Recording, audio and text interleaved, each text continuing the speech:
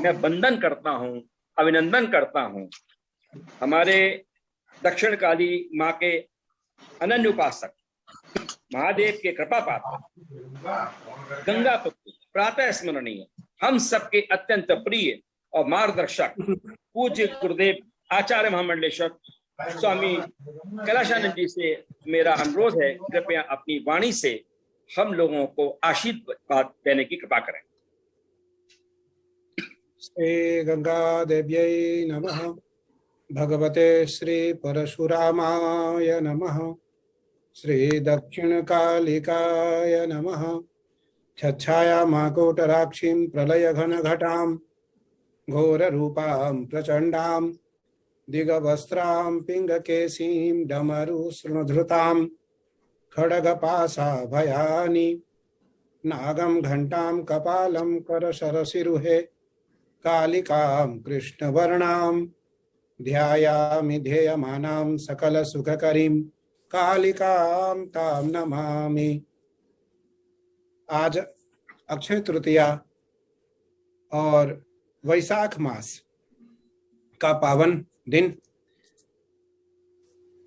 माँ गंगा धराधाम पर नूतनता, ज्ञान, वैराग्य, दया और तितिक्षा को प्रदान करने के लिए अनेकानेक देवी देवताओं का धराधाम पर अवतरण होता है।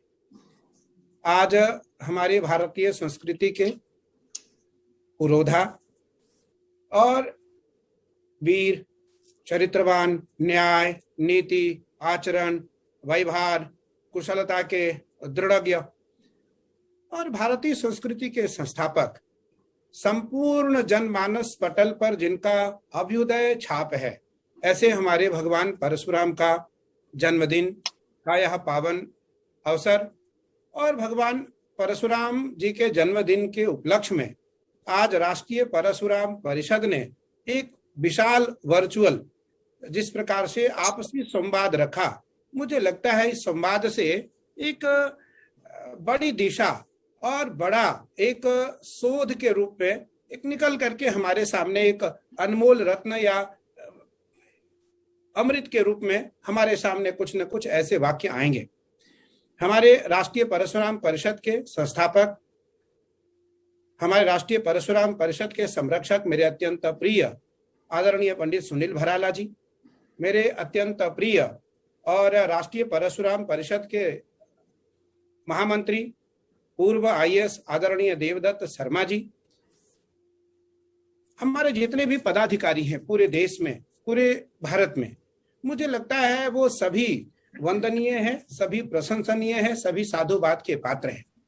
आज जिस प्रकार से आदरणीय रजत शर्मा जी ने, राजश्री दीदी ने, हमारे आदरणीय केंद्रीय मंत्री महेंद्र प्रसाद पांडे जी ने, हमारे उत्तर प्रदेश के यशस्वी और हमारे उत्तर प्रदेश के धर्म भीरू हमारे डिप्टी सीएम उप मुख्यमंत्री दिनेश शर्मा जी ने और हमारे बड़े भैया दिनेश जी ने जिस प्रकार अपनी बातें यहाँ रखी, आदरणीय मिथिलेश नंदनी शरण जी का जो एक शास्त्र प्रमाणित वाक्य आप सबों ने श्रवण किया, निसंदेह वह अनुमोदन के योग्य है और स्वीकार करने के योग्य है।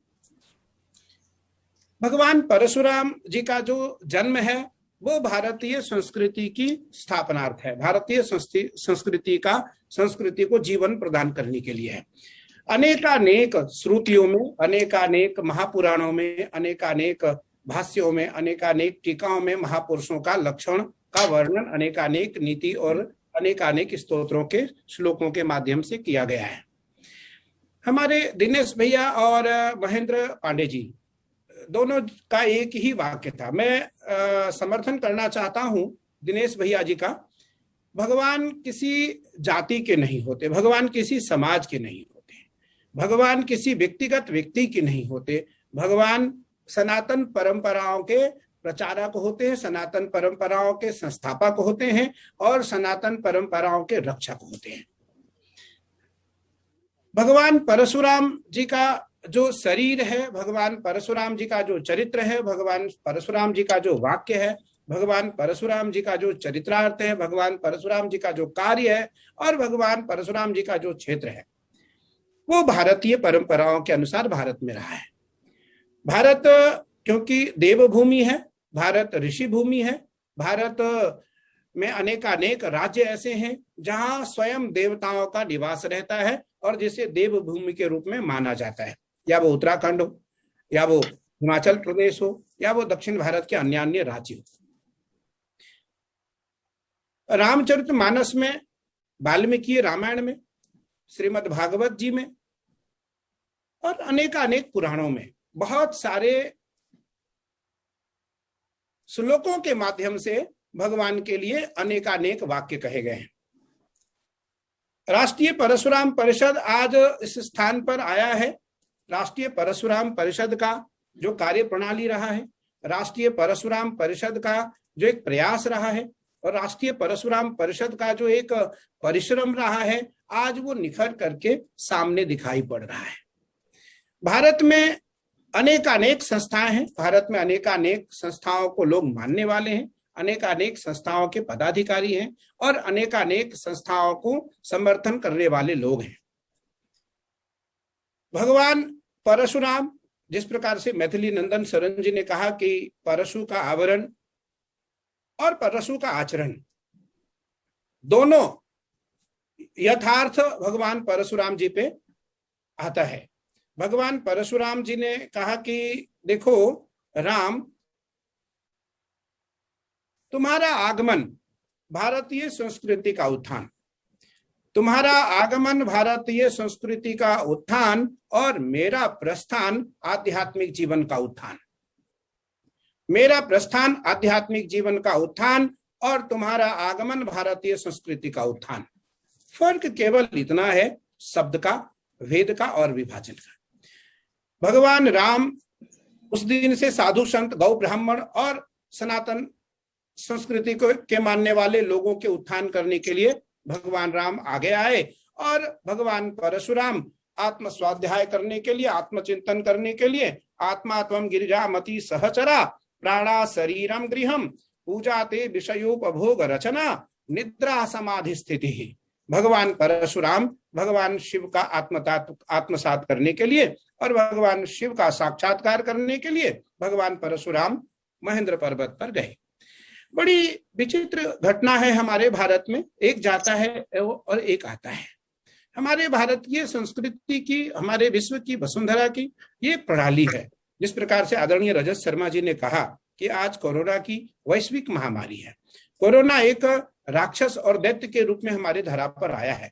भगवान परशुराम जैसे वीर, भगवान परशुराम जैसे चरित्रवान, भगवान परशुराम जैसे न्यायिक, भगवान परशुराम जैसे परमार्थी, भगवान परशुराम जैसे उद्धृत, भगवान परशुराम जैसे दिव्य दृष्टि वाले, भगवान परशुराम जैसे चिरंजीवी, भगवान परशुराम जैसे आत्मसात करने वाले, भगवान परशुराम जैसे आत्मज्ञानी, भगवान परशुराम जैसे साक्षात परमात्मा परम पिता परमेश्वर होते हुए भी अत्यंत सरल और सौम्य उदार भाव में रहने वाले भगवान परशुराम आतताई बधारहणा कैसे बने। बहुत सारी वाक्य दिनेश जी ने भी, बड़े भैया दिनेश जी ने भी और महेंद्र पांडे जी ने भी इस बात को रखा, आदरणीय मैथिली नंदन शरण जी ने भी इस बात को रखा, राजश्री दीदी ने भी इस बात को रखा। देखिए, हमें बनना है उदार के साथ साथ चरित्रवान, हमें बनना है उदार के साथ साथ नीतिवान, हमें बनना है उदार के साथ साथ वीर, वीर भोग्या वसुंधरा। लेकिन वह वैसा वीर नहीं, आध्यात्मिक वीर, चारित्रिक वीर, पारिमाणिक वीर और न्यायिक वीर, नैतिकता का वीर, आध्यात्मिक मौलिक सिद्धांतों का वीर। हमें केवल भौगोलिक, हमें केवल साहित्यिक ज्ञानी और वीर नहीं बनना है कि मेरे पास आध्यात्मिक सत्ता नहीं, आध्यात्मिक सत्ता के बिना जीवन अधूरा है, आध्यात्मिक सत्ता के बिना व्यक्ति का व्यक्तित्व अधूरा है, जिसको भगवान परशुराम जी ने आत्मसात करते हुए और सबको सीखने का मार्ग दिया है, सीखने का समय दिया है, सीखने का अवसर दिया है। मुझे लगता है कि जीवन में ऐसी घटनाएं बार बार व्यक्ति के जीवन में सरलता पूर्वक भी और असरलता पूर्वक भी आती है। साधारण जीवन में भी हम लोगों को, विद्यार्थी जीवन से लेकर के आज तक, बहुत सारे कार्य ऐसे करने पड़ते हैं जो न्यायिक नहीं होते हुए भी न्यायिक के रूप में और पारमार्थिक के रूप में, सेवा के रूप में उसे स्वीकार करना पड़ता है। और दरिद्र नारायण, दरिद्र में भगवान को देखना पड़ता है, दरिद्र में अकिंचित। वर्तमान का जो काल चल रहा है, वर्तमान का काल ऐसा चल रहा है कि साधारण व्यक्ति की सेवा में भी बड़े से व्यक्ति को, बड़े से बड़े व्यक्ति को भी समर्पित होने की आवश्यकता आ पड़ी है। और आज दिखाई पड़ रही है कि बड़े से बड़े वो लोग जो कभी घरों से नहीं निकले, लेकिन आज वो सेवा के लिए तत्पर हैं, क्योंकि महापुरुषों का वाक्य है कि दरिद्र नारायण, दरिद्र में भी भगवान निवास करते हैं, अकिंचन प्राणी में भी भगवान निवास करते हैं। भगवान को मानने वाला जो व्यक्ति है वो भगवान को संपूर्ण जगत में देखता है। अयम सर्वभूत हिते रतः, अयम सर्वभूत हिते रतः, मैं संपूर्ण प्राणियों में विद्यमान रहता हूं। भगवान का तात्पर्य कौन है? भगवान का तात्पर्य कि जो भक्त सत्ता से परिपूर्ण है। अब वो जो ऐश्वर्य तत्व है वो 6 प्रकार के तत्व है। अब भगवान परशुराम जी का 6वां अवतार भी है, 10वें अवतार में 6वां अवतार है। तो 6 ऐश्वर्यों से परिपूर्ण होने वाला जो व्यक्ति है वही भगवान है। मुझे लगता है आज का यह जो एक वर्चुअल बैठक हमारे आपके बीच में रही, ये एक बहुत ही महत्वपूर्ण विषय को लेकर के आगे आएगा, क्योंकि समय किसी की प्रतीक्षा नहीं करता, समय किसी के अधीन नहीं होता, समय किसी के अनुकूल नहीं रहता। समय के अनुकूल व्यक्ति को जीना चाहिए और समय के अनुकूल व्यक्ति को अपने नैतिक और मौलिक सिद्धांतों का स्वीकार करते हुए, मौलिक सिद्धांतिक धर्मों का स्वीकार करते हुए, अपने नैष्ठिकता को स्वीकार करते हुए अपने जीवन को और अपने आचरण को समाज में बिखेरना चाहिए, वितरना चाहिए, वितरण करना चाहिए, जिसको भगवान परशुराम जी ने वितरण किया है। मुझे लगता है आज यह अत्यंत महत्वपूर्ण बैठक है। मैं सभी, क्योंकि अध्यक्षीय भाषण विराम की नहीं होती और कोई समय नहीं होता, लेकिन क्योंकि समय नहीं रहता अध्यक्ष के पास, अध्यक्ष के पास समय भी नहीं रहता है, उसकी समय की सीमा भी नहीं रहती है और उसके पास समय भी नहीं रहता है, क्योंकि सभी वक्ता बोल चुके होते हैं। समय अपनी परिधि का उल्लंघन कर दिया होता है।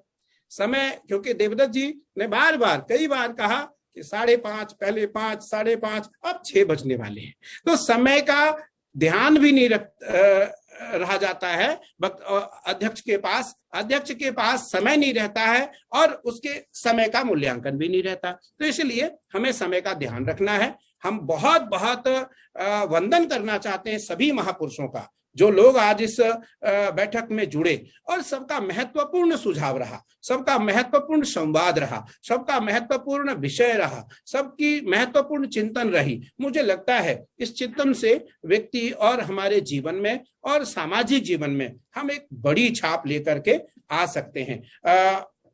हमारे अशोक चौहाड़के ने कहा बहुत सुंदर कि भाई आज हम आपके साथ हैं, ऐसे सभी लोग, क्योंकि सबकी बात, यहाँ सबकी बात देखी गई। तो अध्यक्ष होने के नाते मैं बहुत बहुत बधाई देता हूँ, सबको साधुवाद करता हूँ। और मैं आज निरंजनी का आचार्य हूँ, लेकिन देवदत्त जी के, सुनील जी के कहने के कारण मैं आज राष्ट्रीय परशुराम परिषद का राष्ट्रीय अध्यक्ष भी हूँ।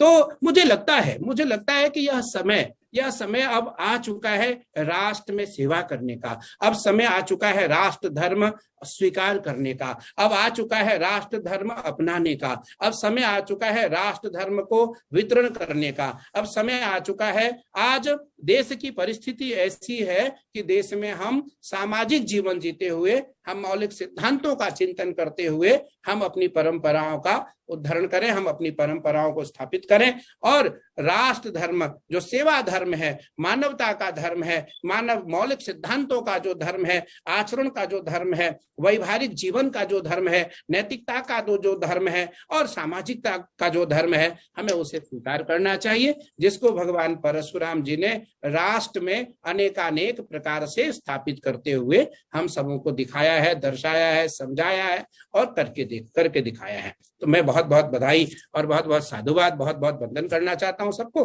पूज्य सभी संतों को, जितने हमारे महापुरुष यतीन्द्रानंद जी महाराज, श्री प्रेमानंद जी महाराज, मैथिली नंदन शरण जी महाराज, और जितने विशिष्ट अतिथि जो स्क्रीन पर दिखाई पड़ रहे हैं वो और जो नहीं दिखाई पड़ रहे हैं वो, उन सभी को मैं बहुत बहुत साधुवाद देता हूँ, बहुत बहुत वंदन करता हूँ। आपके हृदय में